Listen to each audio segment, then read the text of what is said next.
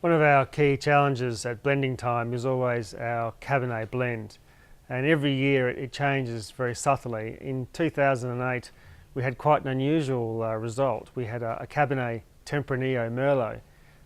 What we were finding was the spicy notes of the Tempranillo were working very well with the spicy American oak notes with the Cabernet, and after much discussion around whether we could market a wine that was a little unusual, we decided we must put the wine first, and this blend works really well. So 2008 was an unusual year, Cabernet Tempranillo Merlot.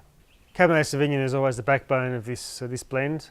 It gives us the structure, the palate weight, plenty of upfront fruit flavours. What we need to find are some other grapes to fill that mid palate, to support the flavour profile. Merlot is always a candidate, lovely soft fleshy on the mid palate, so it fills that role very well.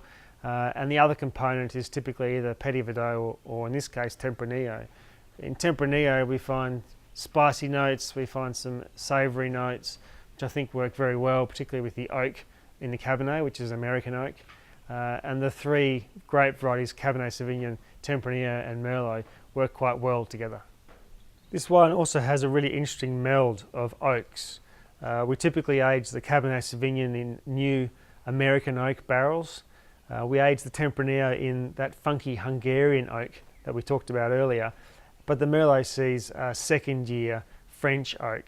So we've got American, French and Hungarian oak all competing for a flavour profile within this wine. On the nose we see those very lifted raspberry, blackcurrant characters from the Cabernet Sauvignon, even some light violet notes from the Merlot and some spiciness from the Tempranillo.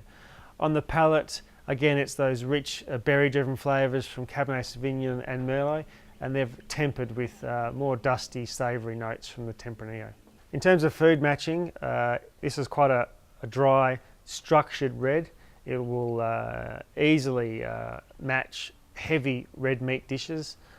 So I'm thinking your typical roast dinner, some nice juicy steaks, or even a lasagna.